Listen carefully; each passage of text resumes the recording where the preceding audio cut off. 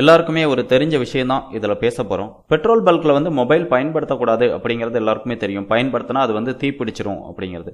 அது மட்டும் இல்லாமல் இப்போ வந்து எல்லாருக்கிட்டையுமே வந்து ஸ்மார்ட் ஃபோன் வந்துருச்சு. ஸ்மார்ட் ஃபோன் வந்தது அப்படின்னா எந்த நேரமே நம்ம வாட்ஸ்அப், ஃபேஸ்புக் இதெல்லாமே பார்த்துட்டு இருக்கோம். இதனால் என்ன பண்ணுறோம், நம்மளுடைய மொபைல் டேட்டா வந்து ஆஃப் பண்ண மறந்துடுறோம். இந்த மொபைல் டேட்டா ஆன்லேயே இருக்கிறதுனால அந்த மொபைல்ல இருந்து வெளியே வரக்கூடிய எலக்ட்ரோ மேக்னெட்டிக் ரேடியேஷன்னால நம்ம பெட்ரோல் போடும்போது அந்த பெட்ரோல் ஆவியாகி வரும்போது இந்த 2 நாளே என்னாகும், அந்த பெட்ரோல் வந்து தீப்பிடிக்கிறதுக்கு ரொம்ப வாய்ப்பு அதிகமாக இருக்குது. அந்த மாதிரி நடந்த ஒரு நிகழ்வை தான் இந்த வீடியோவில் நாங்கள் காட்டுறோம். இந்த வீடியோ பார்த்தீங்கன்னா கடந்த வாரம் 23ஆம் தேதி நடந்த நிகழ்வு தான்.